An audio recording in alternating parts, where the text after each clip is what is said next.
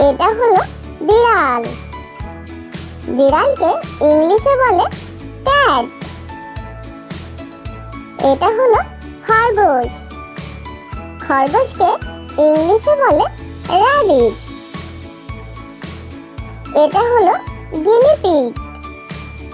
গিনিপিগকে ইংলিশে বলে গুইনিয়া পিগ। এটা হলো হাঁস। হাঁসকে ইংলিশে বলে ডাক। এটা হলো মুরগি।